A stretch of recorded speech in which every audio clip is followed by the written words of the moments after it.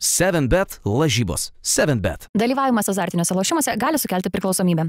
Atsimenu, kai kažkada žurnalistui Fernandas Alonsas užsimerkęs bandė parodyti, kaip jisai važiuoja trasoje ir tai atitiko chronometro maždaug kvalifikacinį Alonso ratą.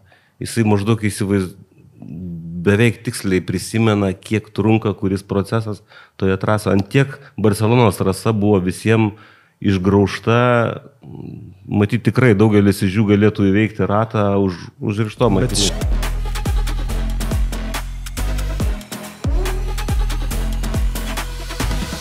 Labas rytas, laba diena, labas vakaras, arba gal šį kartą labas vakaras, labas rytas, laba diena, nes visą laiką vakarais pasileidžia mūsų epizodas. Su jumis Greičio formulė ir kas su jumis šiandien? Du Arūnai. du Arūnai, gerai, sukričiavai. Kolega Baratinskas ir aš Valungevičius būsiu. Priminsiu, kol nepradėjom, kad patiktukus spauskite, nesvarbu, ar jums patinka ar nepatinka, arba atvirkščiai. Dalinkite su draugais ir ne visai draugais ir prenumeruokit. O dabar mes turėtumėm aptarti paskutinius įvykius, kurie dabar seks labai arti vienas kito kiekvieną savaitgalį. Antrą savaitę iš eilės turime Formulės 1 etapą ir jau tai buvo 8 ir tai jisai uždaro trečdalį pirmą, ar ne? Kaip greitai laikas bėga.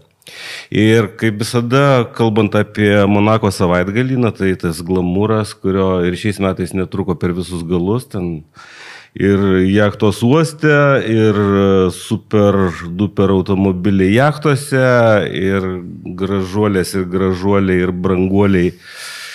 Ir ne tik, bet ir tame tarpe 3 formulės. Formulė 3, Formulė 2, Formulė 1, Porsche Supercupas. Labai įtemptas savaitgalis. Daug veiksmo, ten netgi ketvirtadienį kažkas pradėjo, nors anksčiau buvo įprasta ketvirtadienį ten užkurti visą reikalą, bet kažkaip grįžom į labiau tokį formatą tradicinį kitiems formulės savaitgaliams. Na, bet trasa liko tokia, kokia yra ir aš suprantu tuos, kurie užsipiškinę su ta trasa, bet man jinai dieviška ne dėl savo glamūro, o dėl to, ko pareikalauja iš pilotų kvalifikacijos metu. Ir aš jau senai sakiau ir man atrodo prie tos nuomonės jau pradeda prisidėti ir Džordžas Russellas po paskutinio savaitgalio, kad Monake nereikia lenktynių daryti, nes tai nėra trasa lenktyniavimai. Tai yra trasa kvalifikacijai, darom kelias kvalifikacijas, galima daryti laisvą treniruotę penktadienį, pirmą kvalifikaciją, paskui antrą treniruotę šeštadienį, antrą kvalifikaciją ir paskui super duper kvalifikaciją sekmadienį. Va, ir kažkaip tai taškus sudėlio. Taigi formatų galima sugalvoti daugybę tai kvalifikacijai. Tada, žinai, iššoks į trasą ne tik tai šios trasos savininkai, o tą patį ten Suzuka ar Imola, dar kažkas, kur jeigu nėra lietaus arba safety caro, tokios pačios procesijos. Tai...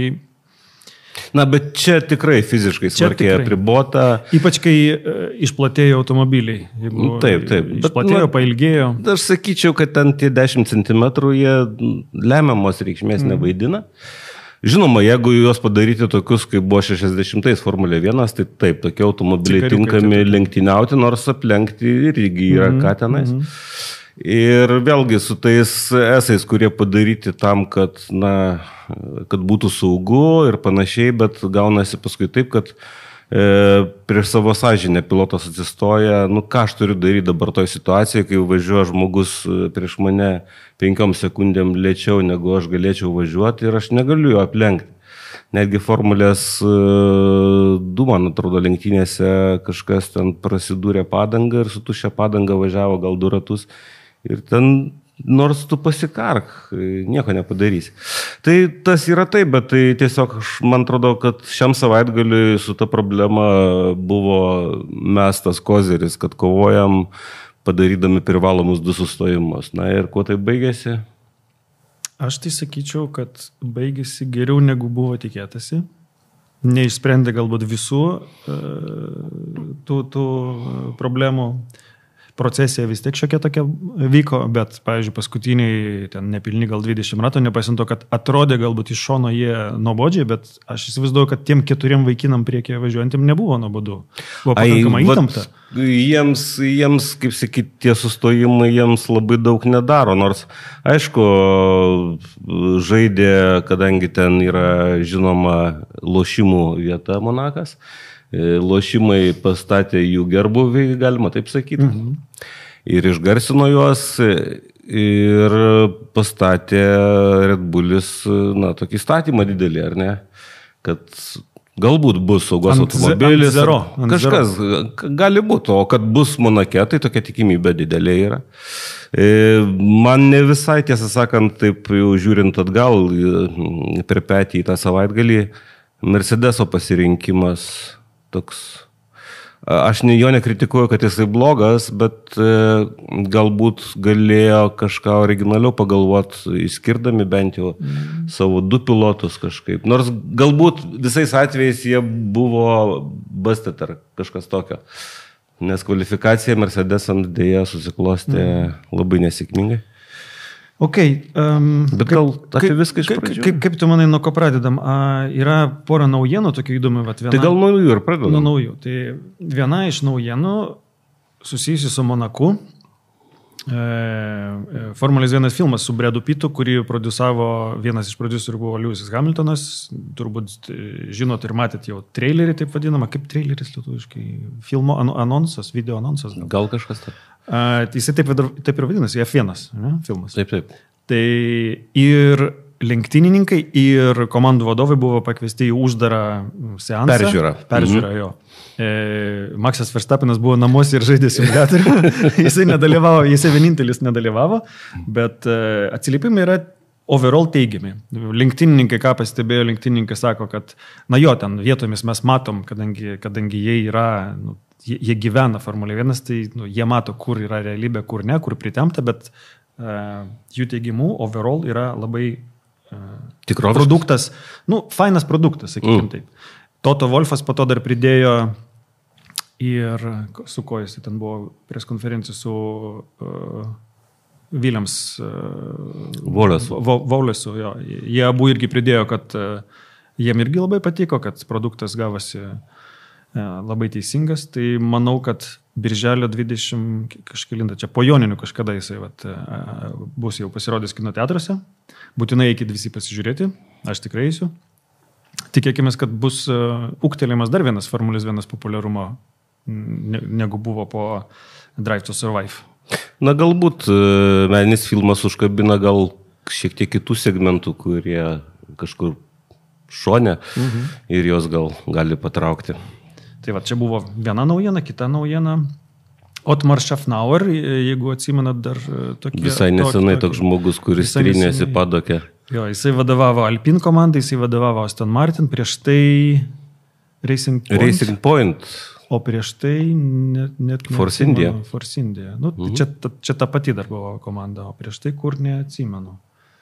Na, žmogus, kuris... Formulės 1... Kaip ir daugelis žmonių automobilių sporte, toksai su savo...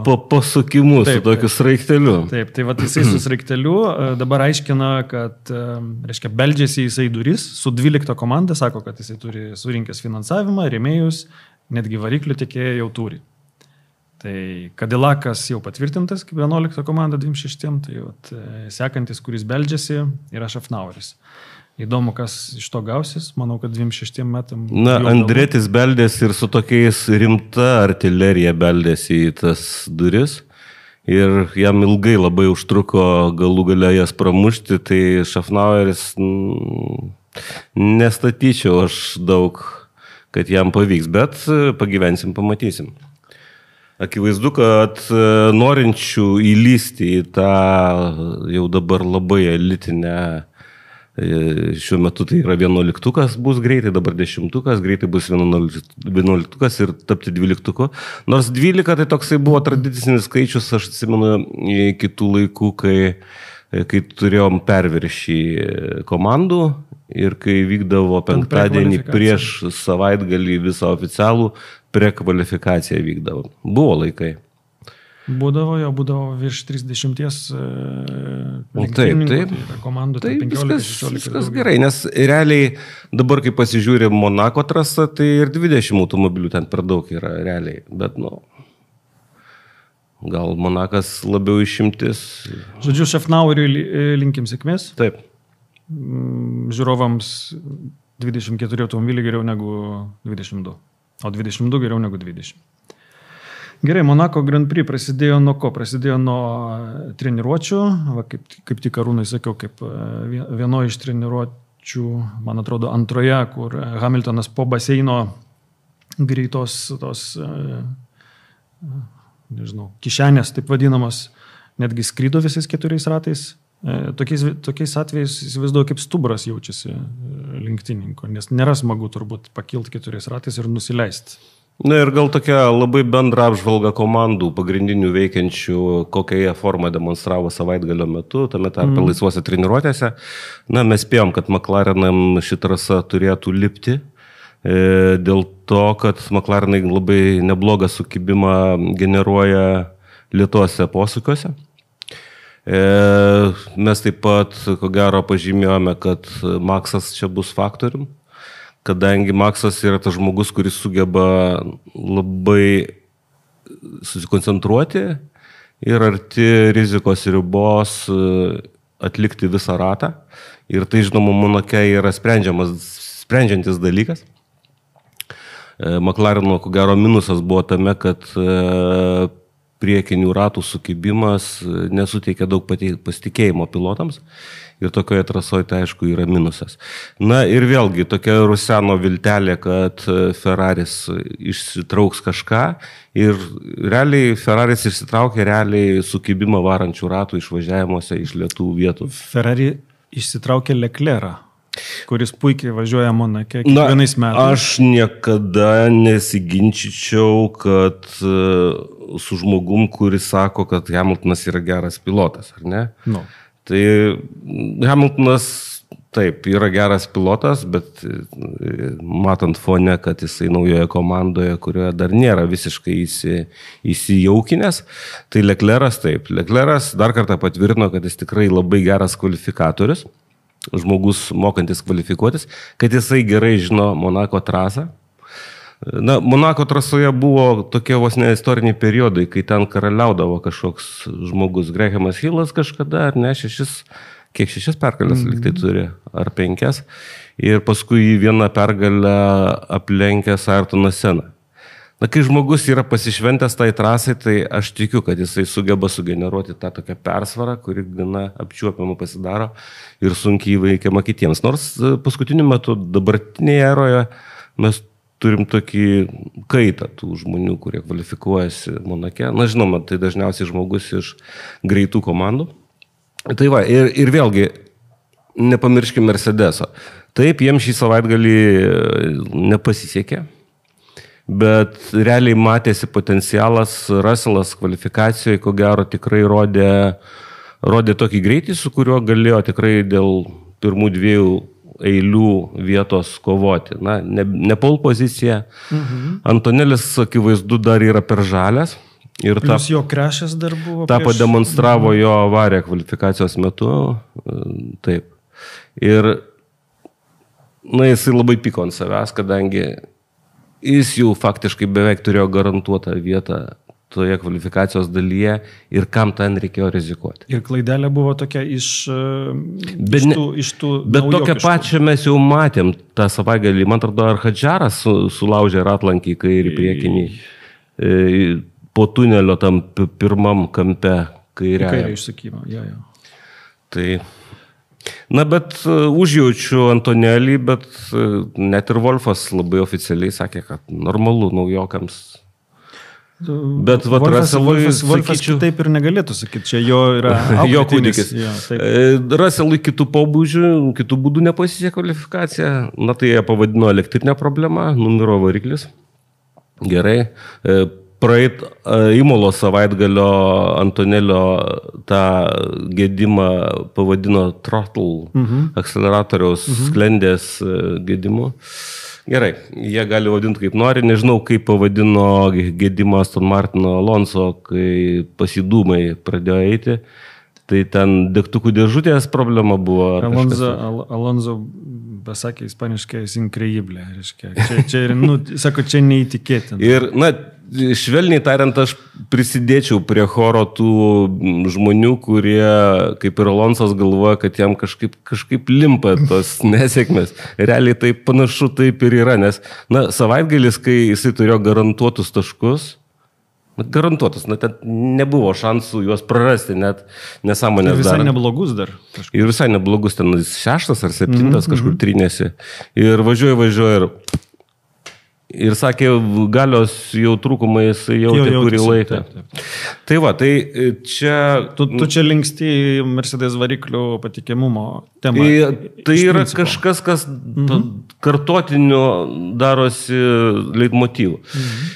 Ir gerai, tą trumpą apžvalgėlę komandų, formų Monake, būtinai, žinoma, reikia paminėti, kad Red Bullui trukdė jų prastas filtravimas tų kelkraščių, kuriuos tu turi vis tik imti, kad ištiesinti trajektoriją ir kad Monako trasa tau būtų, greitesnė. Ir dar šitos problemos kita komanda irgi pasižymėjo blogų valgymų, tų nelygumų, tai yra kelkraščių Alpine komanda, kuri pasirodė, ko gero, įmanomai blogiausiai kvalifikacijoje, o tai, žinoma, lenktynėm jokių šansų nedavė. Tai tokia, vėlgi, kažkodėl visas laisvas treniruotės man atrodė, kad Williamsai labai bus stiprus 10-ukė ir net gali tokį... Bet jie link Q3 išsivedina ir jau ne pirmą kartą. Jo, kažkaip lyg išsikvėpė lemiamoj kvalifikacijos, ar artėjant lemiamoj kvalifikacijos daliai. Koks čia, man atrodo, čia Williams komandos yra kažkoks podcastas, kur Albonas su Sainzu kalbasi, šiuo metu, kaip tik Monake šnekėjusi su DC, su Davidu Coulthardu, ir jie ten paminėjo, Sainzas būtent užvardino, sako, kad visos kitos komandos, jūs pasižiūrėkite apie kvalifikaciją kalbėdamas, sako, visos kitos komandos turi tą žingsnelį nuo Q2 iki Q3, o mes, sako, kovojam Q2 jau. Mes jau kovojam. Jie jau viską padeda ant stalo. Viskas. Q2. Bet vėlgi tam fone, kad Williamsas lyg taip atrodė, kad ten sprogdins gal ne 4 ar 5 Albono atveju, pasirodė, kad taip į Williamso vietą taip visai nepastebimai įsliuogė Racing Bulls komanda. 2 jauni pilotai, abu dar, kaip sakyti, tikrai neprisitrynę komandoje, kovojantis, kaip sakyti, dėl vietos pasaulyje, su sunkiom istorijom, kai Lawsonas, kuris buvo išspirtas iš Red Bull komandos ir permestas atgal į barščius. Tai žmonės tokie psichologiškai sudėtingoje būklėje ir labai sudėtingoje trasoje, kur tikrai kvalifikuotis reikia imtis rizikų ir nedaryti klaidų. Ir Hadžaras netgi savaitgalio eigoje turėjo klaidas, bet kažkaip jis iš jų pasimokė.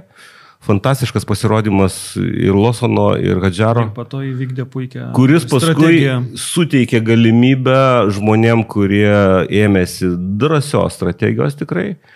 Ir jie faktiškai Williamsui parodė pavyzdį. Ir paskui Williamsas tą pavyzdį hiperbolizavo iki netgi atsiprašymo paskui po lenktynių prieš Toto Wolffą Wolfo, nes jis yra, galima sakyti, toks irgi auklėtinis su Wolfo.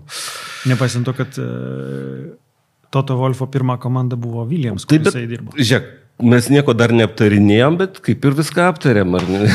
Dar paminėsiu, žinai ką, Okonas pirmą kartą šį savaitgalį, Okonas ne tik aplenkė savo jauną draugą Bermaną, bet puikiausiai atrodė ir kvalifikacija puikiausiai atrodė ir lenktynės. Bermanas prisidirbo ten su ta raudonų vėliavų lenkimu, kai netyčiniu tokiu. Bet overall pirmą kartą Okonas matėsi, kad jisai pajuto automobilį.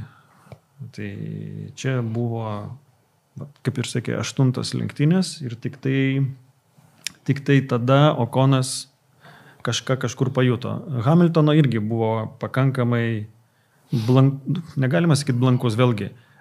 Leclerc'as labai stiprus Monake, dėl to dar papildomai Hamiltono rezultatas, kuris buvo visai neblogas, sakyčiau. Man labai gaila Leclerc'o, nes iš tiesų jisai taip pat puikiai suprato, kad tai jo ko gero šiais metais vienintelė galimybė Polui ir pergalė. paimti pole poziciją, o Monake tai praktiškai beveik automatiškai reiškia pergalę. Ir jisai dėl to labai labai nusiminęs buvo, nors, Ir po lenktynių tą patį sakė, kad vakar pralaimėjo. švelniai tariant, žinai, vėlgi reikia nuimti kepurę ir prieš Norisą, nes Monake laimėti kvalifikaciją yra sudėtinga ir ypač su automobiliu, kurio valdymu tu ne visiškai garantuotas esi, kuris gali tau tokių netikėtumų padaryti. Tai Norisas, bet jisai ir po kvalifikacijos sakė, kad kvalifikacijoje pergalę lėmė tikrai negreitis, o ko gero nemaža dalim prisidėjo taktikos pasirinkimas, kad jie pasirinko daryti 2 ratus greitus su tuo pačiu padangų komplektu. Tai reiškia, tu imiesi didelių kompromisų. Pirmas kompromisas yra tas, kad tu pirmą greitą ratą po apšilimo rato važiuoji su didesniu negu optimalus benzino svoriu. Tai tu vežėsi daugiau benzo, nes tu ilgiau važiuosi, ar ne? O antrą greitą ratą po lėtėjimo, vėlgi aušinimo rato, tu vėl važiuoji su kompromisu tuo, kad tu važiuoji su nešviežiom padangom. Bet jiems tą pavyko realizuoti, kadangi, matyt, aš sakyčiau, kad dar kartą patvirtino, kad Monake ne greičiausias bolidas, o kaip tu pasiruoši tam ratui, nes tas pirmas ratas buvo geras abiem atvejais, nors Leclerc'as abu McLarenus aplenkė savo vieninteliu ratu. Bet paskui tu esi tame ritme, tu tik ką važiavai ratą, ir dar atsimeni, kad Šviežia taip. Mažas korekcijas atlieku ten, nesistengiu pridėti daugiau, nes tada bus rizikinga, ar ne? Ir tu ištrauki tos mašinos potencialą iš savo automobilio. Aš kažko panašaus iš Maxo tikėjausi, bet akivaizdu, kad Red Bull bolido tas nesugebėjimas, nelygumus valgyti, ko gero, lemiamas buvo šį savaitę. Bet kvalifikacijos pabaiga buvo smagi, kur Norisas užfiksavo ratą, tada Leclerc'as užfiksavo ratą, buvo tada vėl Norisas. Tikrai emocionalu ir tai, dėl ko aš laukiu Monako kvalifikacijos kiekvienais metais. Buvo tikrai nuostabus reginys. Ir tie, kas ten tarp sriūpčiojimų šampano jachtose pasižiūrėjo į ekranus, gale kvalifikacijos tai tikrai turėjo neišdildomų emocijų. Kalbant apie lenktynės, prasidėjo 2 tokiais incidentais lenktynės, kur Bortoleto labai tokį drąsų lenkimą pademonstravo prieš Antonelį. Jisai jį aplenkė. Ir jį aplenkė. Bet po to Antonelis tokioj vietoj, kur Okonas Gasly bandė lenkti ir susidūrė, atsimeni, praeitais metais. Taip. Ir dėl to buvo taip sakant, Okonas pabaigė karjerą savo toj gaila komandai. labai Bortoleto, lenkimas buvo pamatyta situacija ir ją pasinaudota puikiausiai. Aš suprantu ir Bortoleto, ir Antonelį. Nes Antonelis buvo toj vienintelį situacijoje, kai dar visi susigrūdė vienas paskui kitą. Ir jeigu Antonelis paliko jam, tai yra, jeigu Bortoleto jam paliko vietos tam posūkyje, Portie, man atrodo, vadinasi, tas išvažiavimas. Ir Bortoleto neturi kur, ta prasme, gintis. Jeigu jisai palikęs vietos dešinėje, jisai neturi kur važiuoti, nes prieš jį Russellas buvo. Ir Antoneliui atidarytos durys, viskas, aš važiuoju. O kad taip nerdamas į posūkį Antonelis neturi šansų net norėdamas palikti vietos Bortoletui, tai buvo kaip ir parašyta ant sienos. Gaila Bortoleto tikrai, nes jisai tikrai švarų lenkimą Monake atliko, kas yra realiai įmanoma tik tais būtent pirmam rate, kai vienas kitam trukdo kažką, kai tu negali elgtis taip arba kitaip ir taip toliau. Tai tikrai gaila Bortoleto, taip. O kita klaida buvo, kur Gasly iš tunelio, tas turbūt kiekvienose Monako lenktynėse įvyksta kažkas panašaus, kai iš tunelio atlėkia dviese, vienas kitą bando lenkti arba stabdyti, pavėluoja stabdyti. Tendas yra tas, kai dešiniai pusė yra toksai bumpas nedidelis, kuris stabdymui dar labiau pakenkė. Kiek ten buvo avarijų, tai šį kartą buvo viena iš jų, kur Gasly atsitrinkė į Tsunodą ir pasibaigė Gerai, kad Sunodas lenktynių nesugadino, nes padanga į padangą pataikė. Bet Gasly lenktynės baigėsi. Ir tada, ką dar tu paminėjai pradžioj apie taktikas Williamso ir Racing Bullsų. Na, prieš lenktynės visų pirma buvo labai gvildenama ta tema tie 2 privalomi sustojimai, kaip su jais elgtis. Buvo tokia versija, kad tie, kurie galiorkoje startuoja, jie, kadangi baltas padangų mišinys gali teoriškai išlaikyti visą distanciją, ką mes matėme pernai, tai buvo tokia spekulacijos, kad gera taktika tiem, kurie gale startuoja, yra vos ne po pirmo rato stoji. Ir po antro. Ne po antro. Buvo ir tokių. Nes tau geriau stoti ir tada važiuoti, kol tu turi laisvą trasą, tuščią, kur tau nieks netrukdo. Nes priekis važiuos ten keliom sekundėm lėčiau negu gali, ar ne? Tai tokia buvo, bet tikrai, aš sakyčiau, labai gudrus buvo. Na, žinoma, jam reikėjo tam tikrų aplinkybių. Tai yra, kad 2 komandos pilotai būtų nelabai toli vienas kito. Jo, tada jie gali aukojasi vienas pilotas, šiuo atveju tai žemiau startavęs buvo Lawsonas, kuris sulaikė peletoną ir davė pabėgti Hadžarui į priekį tiek, kad jis turėjo nemokamą sustojimą. Ir vėlgi, man labai patiko padangų pasirinkimas. Pirmam sustojime jie uždėjo raudonas padangas. Tai yra, kad truks plyš, jisai gali minti maksimaliu tempu, su minkščiausiu mišiniu ir labai greitai pasidaryti dar kartą paskutiniam antram sustojimui ir tada pamiršti sustojimus. Labai gera taktika. Fantastika. Taktika atvežė Isaką į 6 vietą.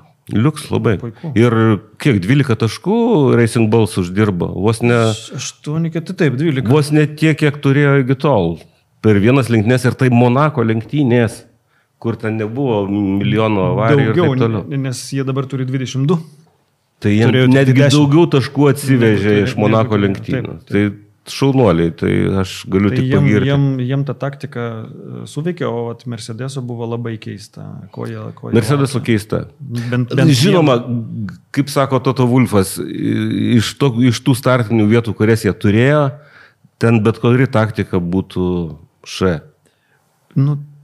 Okay. Nes kas realizavo 2 komandos, tai yra Racing Bulls ir Williams, kurie realizavo tokią taktiką, jie abi tos komandos startavo taškuose. Arba Sainzas tik už taškų ir jam, kaip sakyti, netgi nekainavo tas visai palaikymas viso peletono. O Mercedes jie negalėjo tokios taktikos naudoti, nes, buvo tolokai. Kam, kad 13 vietą paimti, ar kurią. Nėra prasmės. Okay. Ir paskutinis beje momentas toksai, nes lenktynių, kaip ir minėjau, pabaiga buvo pakankamai įtempta, nepaisant to, kad, žinai, kad kas nesigaudo, gal nesimatė. Virpesys buvo tame, kad ar bus kažkas ar ne, kuo pasinaudos Maksas. Taip. Jisai specialiai pristabdė tam, kad pasivytų Leclerc'as Norrisą. Ir kažkur galbūt bandytų lenkti ir kažkas atsitiktų. Tai čia pradinis sumanimas, kad pabandyti paprovokuoti Leclerc'ą kažką daryti su Norrisu, ar ne? Ir tada dar didesnės galimybės atsivertų. Labai logiškai elgėsi Maksas. Buvo įdomu. Bet per šitą visą kovą mes pražiūrėjom ir aš lenktynėse, man atrodo, net nemačiau. Buvo vienas tikras lenkimas lenktynėse įvykęs. Strolis aplenkė Hülkenbergą. Po tunelio gražus lenkimas. Gal net nemačiau. Nes nerodė. Pasirodo, matai. Ne viską pamatai žiūrėdamas. Tai tokios buvo lenktynės, ką dar Norrisui ir Piastriui pakankamai neblogai sekasi tos taškus skintis toliau. Jie pirmauja, jeigu žiūrėtumėm seną taškų skaičiavimo sistemą, tai jie realiai turi vienodą taškų skaičių. Bet jeigu pasižiūrėt dabar kiek 3 taškai, ar ne? 3 taškai. Jau. Tai realiai iš to jau tokio atsivėrusio, jau tokio tarpelio vėl pasidarė kaip lygi dvikova. Nes jau aš sakiau, jau man pradėjo taip vaizdas darytis, kad temsta žvaigždė Norriso, bet jisai šaunuolis, jisai rado savyje jėgų, metodiškai padirbėjo ir po tokio savaitgalio Monake tikrai jisai ko gero pasikrovė emociškai pozityvios teisingios, energijos. būtent Mūsų, pozityvios energijos. mūsų laukia, beje, po to galbūt pašnekėsime apie Barceloną, kitos lenktynės, bet trasa turėtų būti linkimams irgi ne kažką dėkinga. Ten tiesiosios gale, galbūt, bet bus, tikiuosi, kad bus, netikiuosi, o nenorėčiau, kad tai būtų. Ten jau tokia labiau automobilio trasa negu lenktynininko trasa. Jeigu Monakas, kaip sakyti, vienam krašte tos liniuotės, tai Barcelona ko gero priešingam yra. Taip. Ir nuėmė prieš porą metų paskutinius esus, nuėmė. Kurie ir trūkdė, ir padėdavo kartais. Tai dabar išvažiavimas į tiesią yra visiškai greitas, visiškai neįmanoma prisivyti. Ir pasidarė įdomiau važiuoti lenktynininkams, turbūt taip galima apipavydalinti tos pokyčius. Galiniai tiesiog irgi padarė plačiau įvažiavimą, kad galima būtų greičiau. Bet žinai, kalbant apie, kaip jinai, Montmelo trasą? Montmelo. Tai, žinai, jinai labai įnoringa trasa, nes ten pusės laipsnio temperatūros pasikeitimas daro poreikį keisti nustatymus automobilio, padangų slėgius ir panašiai. Žiūrėsiu, kaip atrodo. Ir mes prisimename tą trasą, kuri būdavo graužiama testuose prieš sezoniniuose. Taip, kiekvieną graužiama ir graužiama. O dabar jau kelintas sezonas, kai mes nevažiuojame testų į Barceloną ir tik atvažiuojam vienam savaitgalį. Paprastai Barcelona būdavo pirmas europinis savaitgalis, ne? Visi atveždavo pirmus tuos atnaujinimo paketus, jo. Nes ten tikrai trasa, kurioje labai svarbi aerodinamika, jinai viską daro faktiškai aerodinamika. Tai va šiais metais tai nebus tokia tradicija ir ko gero komandos jau turės mažesnį įsivaizdavimą, su kuo jos atvažiuoja ir ką jam reikės daryti, kad būtų konkurencingoms būtent šioje trasoje. Tai va tuo požiūriu, man atrodo, šis savaitgalis gali būti įdomus. Bus įdomu pasižiūrėti, gerai, tu čia apie temperatūrą, apie oro sąlygas priminė, tai nusimato, jeigu dabar žiūrim į prognozę, 28-29, galbūt šiek tiek žemiau. Sausa, labai karšta. Dar vėjo kryptis gali įtaką daryti. Okay. Yra ten daug tokių posakų, kur Formulės 1 automobiliui tai yra, kaip sakyti, pasivaikščiojimas parke, net leidžiant akceleratoriaus pedalo, tokį kaip 3, 9 posakiai, kai simuliatoriai važiuoja ir ten nėra. Trasa pakankamai nuzulinta, taip. Atsimenu, kai kažkada žurnalistui Fernandas Alonsas užsimerkęs bandė parodyti, kaip jisai važiuoja trasoje ir tai atitiko chronometro maždaug kvalifikacinį Alonso ratą.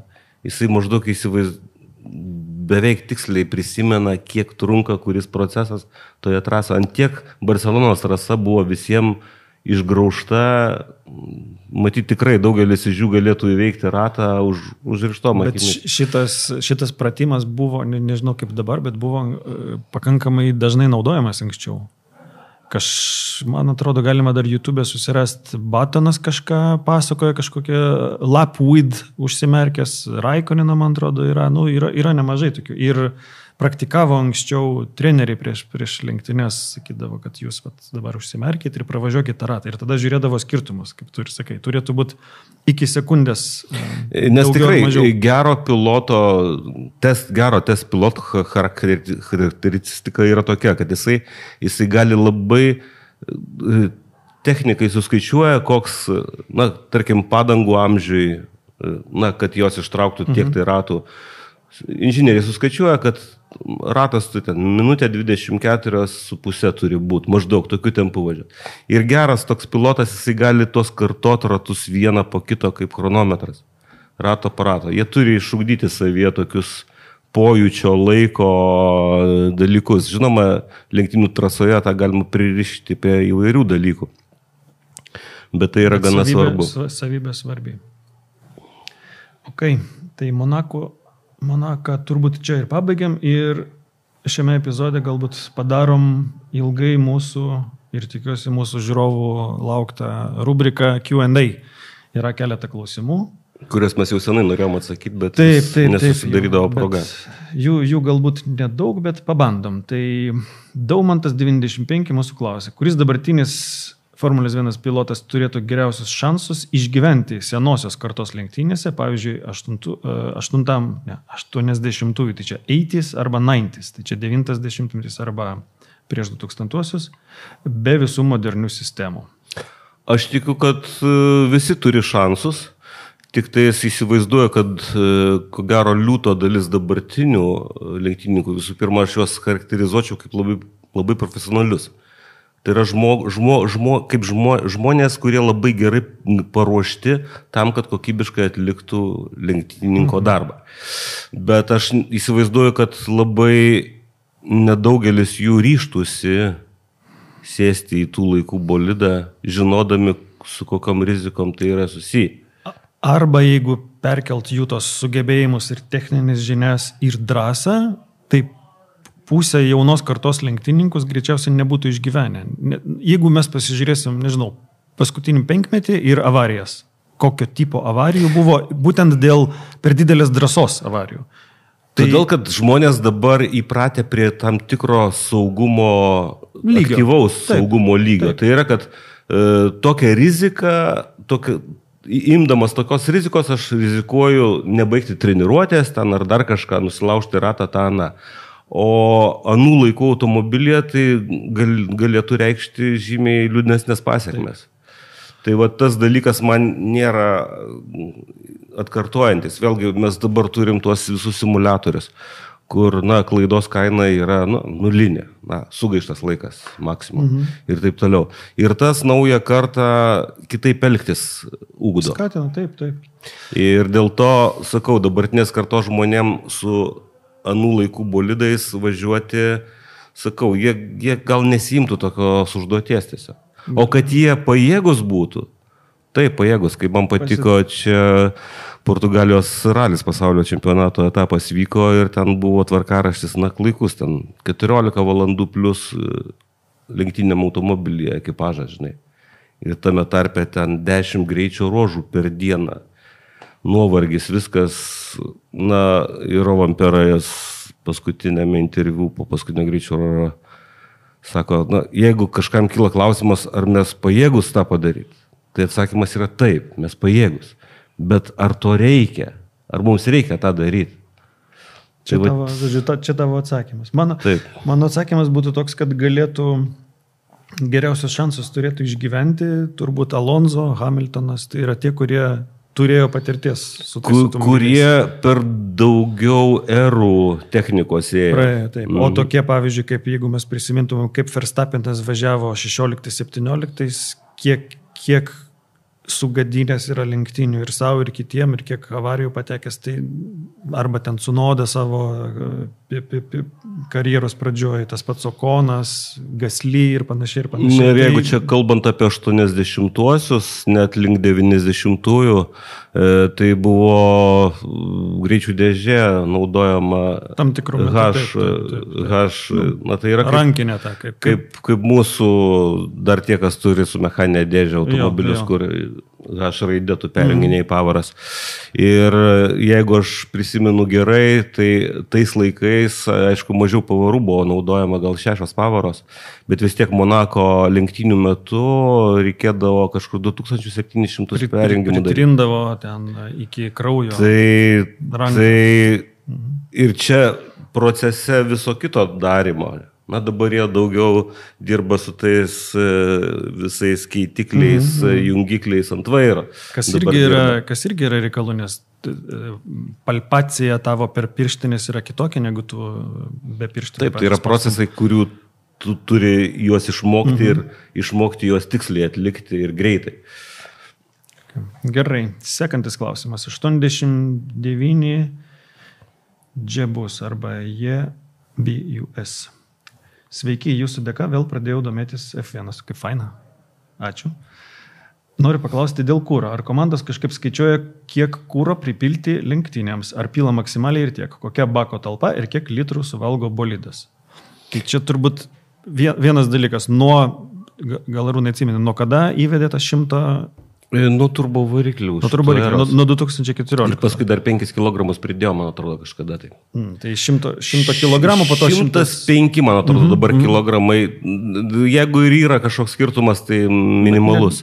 Bet jisai yra po kūro papildymo uždraudimo buvo įvestas limitas, galim pasakyti taip, kad kūro yra tiek ir viskas. Tai yra paprasta, nereikia spręsti, kiek tu kūro turi. Tau parašyta taisyklėse. Tu gauni tik dozę kūro, bet kaip tu ją panaudoji, vėlgi, tu negalėjo panaudoti, nes legalu ten naudoti tik tam tikrą kiekį per sekundę kūro. Flow rate, kaip jis taip, flow rate, tekėjimo greitis, našumas. Padavimas, ne kūro padavimo, tas greitis. Tai yra tu momentinio netgi panaudojimo kūro turi ribas. Nes yra davikliai, kurie... Taip, tam, kad tu negautum didesnės galios už tavo varžovą, nes turbo varikliai tą leidžia labai padaryti nesunkiai. Tai jisai skaičiuojasi 100 kg per valandą, tas flow rate. Problema viena nuima nuo inžinierių, kiek pilti kūro, nes kiek pilti kūro, jiem pasako techniniai reikalavimai. Bet mes girdime lenktynių metu, kad kartais kai kuriuose trasose pilotams inžinierius pataria pataupyti kūrą. Tai yra, tu tiesiosios gale atleidi akceleratorių ir pariedi ir panašiai. Arba tu turi taip jau apšiai ir gali deginti kūrą. Jie žino, kokiu režimu kiek deginasi. Todėl, kad tas kūro kiekis, jeigu galėtų daugiau įsipilti kažkuriuose trasose, tai ir įsipiltų. Ir vėlgi, aš ne visai teisus buvau sakydamas, kad už inžinierius nusprendė techninis reglamentas, kiek kūro įsipilti. Kadangi inžinieriai dalyvauja tame, kiek užsipilti, nes yra trasų, kuriuose, ypač tose, kuriuose tau nereikia viso to kiekio būtinai, ar ne?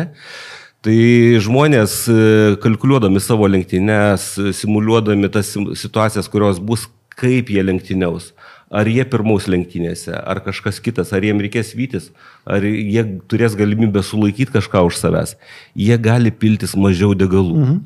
Nes Formulės 1 bolidas, nors jau labai sunkus pasidarė šiais laikais, jis vis tik labai jautrus svoriui. O kiekvienas benzino kilogramas jisai neša kažkokią nenaudą tam tavo sudėtingam, brangiam daiktui ir kiekvienas papildomas kilogramas kainuoja laiką, rato laiką. Ir padangų dilimą daug dalykų įtakoja. Dėl to, jeigu yra kažkokia galimybė pataupyti degalų, tai tu neprivalai visą kiekį piltis. Tu tik tais nedaugiau 105 kg piliesi, bet mažiau tu gali piltis. Ir dar momentas yra svarbus, abeje, bako, klausė čia žiūrovas apie bako talpą, tai kadangi kaip tas density yra skirtingas, tai kilogramais tankis didesnis. 0,7 kažkas. Tai sveria daugiau. Ne? Taip, tai litrais mes turime daugiau, mes turime link 150 litrų. Link 150 litrų. Ir dar yra vienas momentas, kad po lenktynių privaloma, kad pasiliktų bandiniam turi likti kažkas tokio. Ir buvo atveju, kai buvo diskvalifikuojami žmonės. Po išsiurbimo turi likti kažkoks tai kiekis, neatsimenu, ar litras ar pusantro, jau po šitų bandinių pasiėmimo. Ir jo buvo diskvalifikuoti. Ar tik ne Ferrari praeitais metais buvo patekę į šitą? Buvo diskvalifikacijų už tai. Ir sekantis klausimas. Buvo, man atrodo, aš atsimenu kažkada, ar ne būtent Barcelonos lenktynėse kvalifikacijoje Hamiltonas buvo diskvalifikuotas, man atrodo. Neatsimenu. Už tai, kad trūko degalų. Ir po kvalifikacijos, kad tu turi pravažiuoti. Ten komanda netgi paprašė, kad jisai nevažiuotų rato ir vis tiek neužteko. Taip, buvo. Nes jie rizikavo ant mažo svorio eiti tam, kad gerą rato laiką gauti. Ir pririzikavo. Tai tokie atsakymai dėl kūro. Gal oktaninį skaičių žinai? Ne, nežinau. Žinai, ten apie 100 kažkas, tai man atrodo. Tai šiaip tie reikalavimai kūro labai varijavo ir dabar egzotinis kūras yra uždraustas realiai. Man atrodo, ten tu turi galimybę tik tais kažkokių priemaišų naudoti prie komerciškai parduodamo kūro. Okay. nes buvo laikai, kai Formulės vienas kuras buvo nuėjęs į rimtas chemijas, ten tololai visokiai, ten tokie velniai, ten žmonės su visa ta apsauginė įranga. Kad neįkvėpt, netyčia ir neprisiliest. Nes ten toks daiktas būdavo. Man atrodo, Honda's šitą turbo varikliai pradėjo tą kuro magiją. Ir ten iš to kuro, ten kažkaip išgaudavo labai didelį kaloringumą to kuro. Bet čia irgi tie patys, man atrodo, čia 80 kažkuriais, jo, buvo mada tokia. Tiek apie kūrą. Ir turim dar vieną klausimą, trečią turbūt ir paskutinį. Sam Petrauskas 2295. Labai man patiko šitas klausimas, kaip jisai prasideda. Nesutinku su Volungevičium, prasideda klausimas. Čia kalba apie Ferrari. Tai tokio, man visai gerai skamba, kad jūs su manim nesutinkat. Kaip tik įdomu. Nes jūs tikrai neprivalot sutikti su manim. Ta pati dainelė, kaip ir Ferrari, jau 10 plus metų, neįvertino, klaida nepagalvoja, etc. Skuderija iš pamatų supuvus, kol pusės krių, reiškia, komandos nepakeis, nebus jokių pokyčių. Jeigu taip šiek tiek emocijas nuleist, tai žiūrovas, skaitytojas, klausytojas yra teisus iš principo. Nu, bet žiūrėk, kuo jie turi pakeisti tą, ką jie turi dabar? Kuo?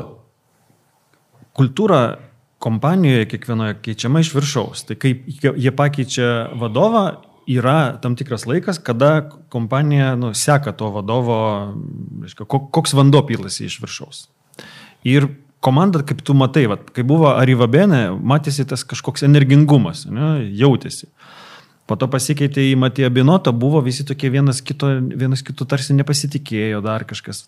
Matosi, dabar su Vasioru irgi liktais laisviau prieina prie lenktynių, liktais yra ten tų šipsenėlių ir panašiai, bet ne visada rezultatas išgaunamas iš tos laisvės.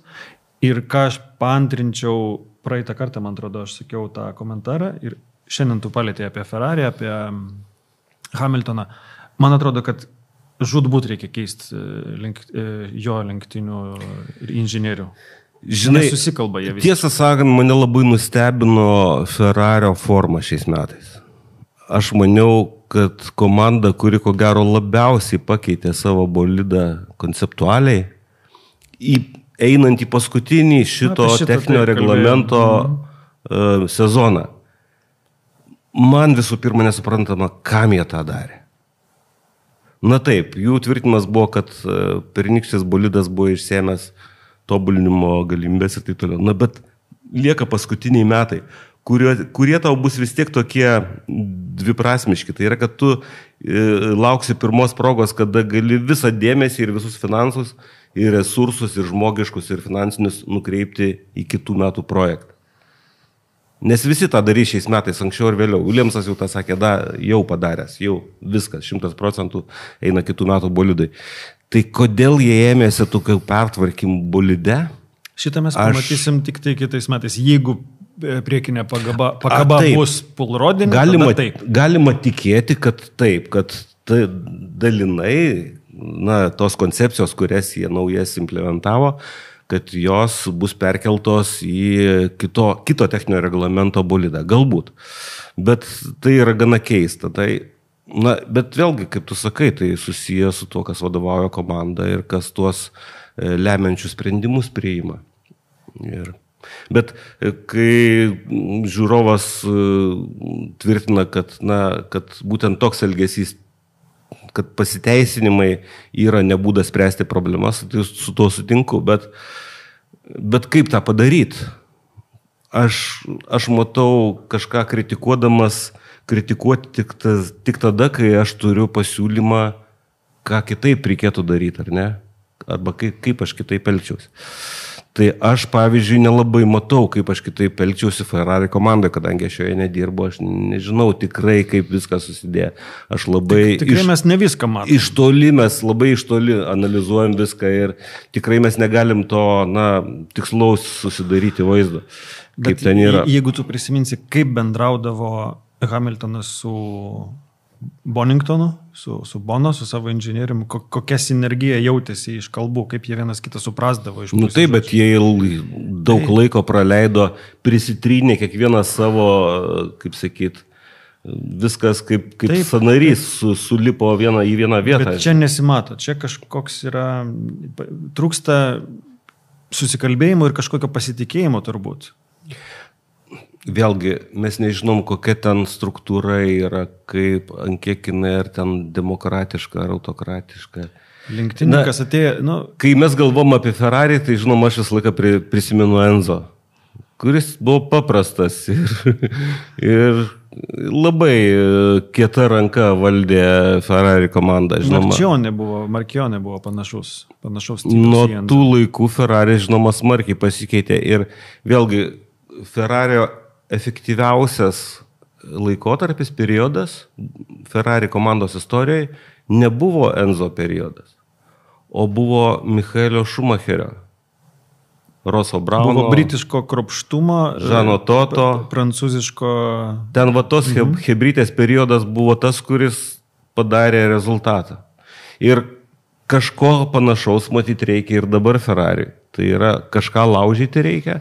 Ir imtis tokių gal sunkių sprendimų vietom, bet tokių gana konkrečiai tokių laužančių dalykus matyti reikia. Tai aš sutinku su Volungevičium. Bet aš nežinau.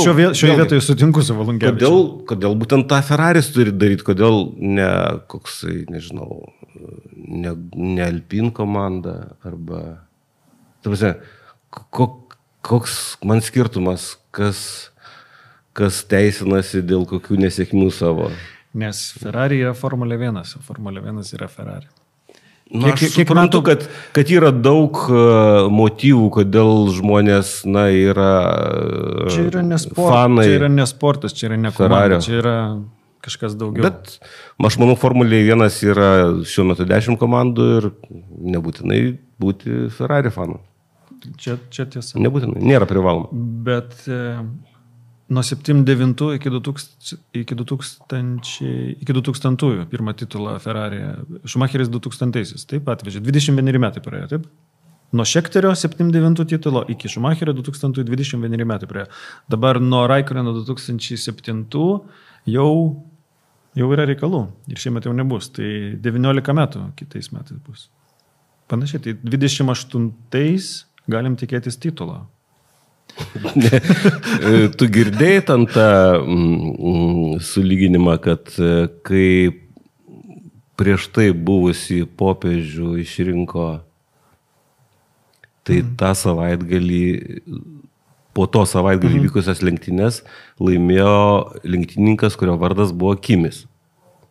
Okay. Ir sugeravo, kad Imolos savaitgalį, kuris buvo pirmas po naujo popiežiaus išrinkimo, jas turi laimėti, Imolos lenktynės turi laimėti lenktynininkas, kurio vardas yra Kimis, nes tokį lenktynininką mes turime. Negirdėjau, fainas. Bet tu gal dar prisimeni, kai tu pasieškoji ir suradai genealoginį medį Schechterio, kad jisai yra lietuviškos kilmės. Taip. Jeigu kas prisimeni būtent tokį tikrai retai prisimenamą jau šiais laikais lenktynininką. Jeigu nematėt, čia mes turbūt pirmam, antram epizodė mūsų. Pasižiūrėkit, ten labai įdomu, suraskit mūsų kanaliukę ir pasižiūrėkit, Jedis Schechteris iš abiejų pusių. Ir močiutė ir senelis, aš neatsimenu dabar, bet aš netgi schemą esu suradęs. Labai greitai suorganizavai tą reikalą kažkaip, tai aš buvau internetas. Tiesiog nustebintas. Šią genealoginę gaidą perinam prie Barcelonos. Tai dar reikia apie Barceloną mes trumpai pasakėm, ar ne? Iš atminties, kas mažiau gal domisi, reikia jiem papasakot, kokia specifinė, kodėl ten reikia maksimalios prispaudžiamosios galios perkamos už mažiausią, žinoma, kainą, kaip visada. Todėl, kad Barcelonos trasa išsiskiria labai ilgais posūkiais. Ten yra daug posūkių, kur tu faktiškai 180 laipsnių apsisuki, pakeiti važiavimo kryptį. Trečias, pavyzdžiui. 9 trumpesnis, bet vis tiek ilgas. Ir pirmas posūkis irgi užtestumo turi. Ketvirtas paskui vėl tik mažesnio radiuso. Begalė. Vienas iš jų buvo modifikuotas, dabar ten biškį tą kampą padarė. Užgalinės tiesiosios galia. 10 posūkis čia bus, ar ne? O po jo vėl seka, vėl tokios ilgos. Ir tokiuose posūkiuose reikia tą priversti dirbti aerodinaminę platformą. Kad jinai spausų tą automobilį ir kad padangos būtų spaudžiamos į asfaltą ir jos neslystų. Tik tokiu atveju jos duoda sukibimą ir nedyla, neslysdamos. Na, minimaliai slysdamos. Tai va, tai dėl to ten labai labai svarbu koncepcija aerodinaminė ir ko gero trasa, kur Red Bullio privalumai turi sugroti. Tai yra, ko gero, Red Bullis nebus tas, kuris pardės Barcelonos trasą. Įtariu. Čia kalbant apie mūsų spėjimus. McLarenas taip pat turėtų ten jaustis gerai. McLaren, čia bus kažkas panašaus į Imolą, galimai netgi. Rezultatų prasme. Galbūt ir Mersas važiuos. O Mercedesas greičiausiai nevažiuos. Wolfas, žinai, ką sakė irgi penktadienį, sakė, mūsų automobilio charakteristikos yra daug maž tokios. Kai šalta mes pavažiuojam, kai šilta mes nepavažiuojam. Apibūdino jis štai. Tai jeigu bus karšta, tai bus ten reikalų jiems. O Ferrari, aš kažkaip tai matau čia Red Bullį besikalantį su McLarenu šitoje trasoje. Bet ne Red Bullį, o Verstappeną greičiausiai. Verstappeną. Nes Tsunoda, aš galvoju, kame ten reikalas, ko ten visi verkia, kad skirtingas specifikacijas turi automobilio Tsunoda ir Maxas. O problema tame, kad jisai jam atveža, komanda negali prigaminti naujų detalių staiga ir daug. Viskas turi tą lead time vadinamą, projektuoji, gamybos procesas, viskas užima laiką. Ir dėja Tsunoda daug tų modifikacijų jam atvežtų tiesiog iš taško į sieną ir turi važiuoti su senesnės specifikacijos detalėmis. Tai kada Tsunoda prisivys Maxą pagal automobilio, naujumo ar naminių detalių specifikacijas, aš nežinau, bet tikiu, kad Barcelonoje jau gal net nors padaužėgi, Monake vėl padaužė. Taip. Tai va, tai. Tame paties Japono kaltės irgi. Palauk, šį savaitgalį mačiau užrašą per transliaciją, kad Tsunoda tapo labiausiai patyrusių Japonų Formulės 1 lenktynininkų, nes 95 lenktynės turi. Čia viskas dėl to, nors kai pasižiūri į Tsunodos veidą, tai patirtis ten nespindi kažkaip. Tai. Žinai, kur 16 arba 17 buvo Grand Prix per sezoną. Dabar čia tie skaičiai šiek tiek bėga. Čia tas pats, kas overall, kai taškų kraitį lygina, tai šita sistema ir po to sena sistema, kuri buvo, reiktų ją padauginti iš 2,5 seną, tada tu gali lyginti. Ok. Tai prognozės pasižiūrim. Praeitas mūsų su Arūno epizodas buvo toksai mūsų privatus daugiau, audio. Mes šnekėjom su Marko Šiaukūnu, kartingistu. Ten mes su juo kartu irgi bandymus, prognozės savo dėliojom. Ir po paskutinio etapo niekaip man nepavyksta Arūno aplenkti. Surinkom po 6 taškus. Kažkada ateis tas lūžo taškas. Kažkada, 2028. Pavyzdžiui, Barcelonos lenktynėse. Bet tu atspėjai Noriso greičiausią ratą? Tiksliai. Mažiausiai reikšmingą daiktą atspėjau. Bet daugiausiai taškų jis atnešė. Aš kažkodėl galvau, kad užsidėjęs raudonas padangas Maksas ten pačiam gale, kad jisai mostelės dar greičiausią ratą. Bet nemostelė. Tai faktiškai Norisas paėmė šį savaitgalį viską. Pole position, pergalė ir greičiausias ratas. Išskyrus lyderiavimą, nes tas skaičius. Atidavė Maksui daug pirmautų ratų. Taip. Tai KM 2.30 kol kas yra ir tada spėjimai Barcelonai.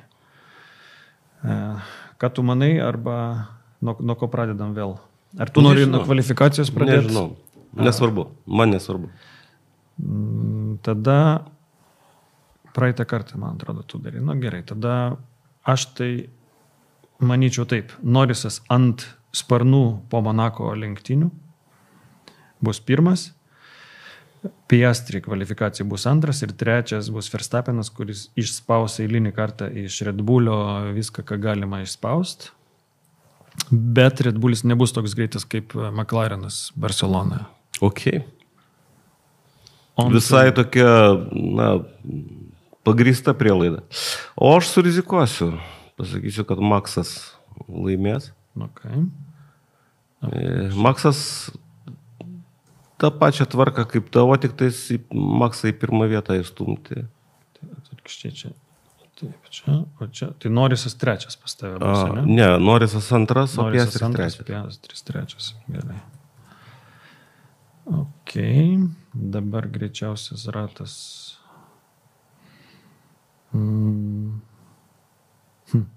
Manau, kad greičiausias ratas gali būti Verstappeno. O lenktynės aš vėl paliksiu tą patį. Okay. Manau, kad nebus didelių pokyčių, nes čia bus panašu procesinės lenktynės. Galbūt netgi labiausiai procesinės šiais metais. Čia mes pavargsim. Jeigu nebus jokių ten incidentų dar kažko, jeigu bus karšta, kaip yra sakoma orų prognozija. Tai žinai, aš manau, kad lenktynėm McLarenas tikrai sunkiai bus įveikiamas dėl to, kad čia suveiks jų geresnis padangų naudojimas lenktynėse. Tai mano lenktynių ir kvalifikacijos spėjimai, ko gero, bus skirtingi. Taip, greičiausias ratas Norisas, ko gero, taip. Ir čia, ko gero, McLarenas teoriškai turėtų pasinaudoti tuo, kad jie turi priekyje 2 lenktynininkus ir kad jie gali šiek tiek išskirti taktikas ir paprovokuoti savo varžovų sustojimą. Ir aš manau, kad dėl to Norisas laimės. Maksas antras.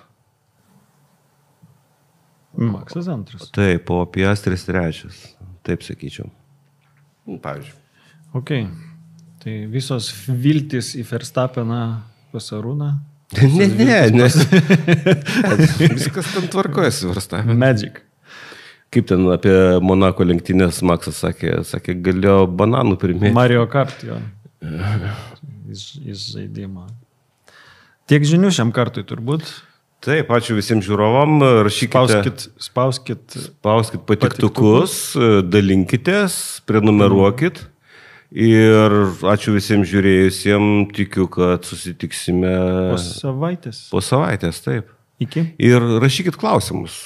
Galbūt ir mums įdomu juos pakomentuoti.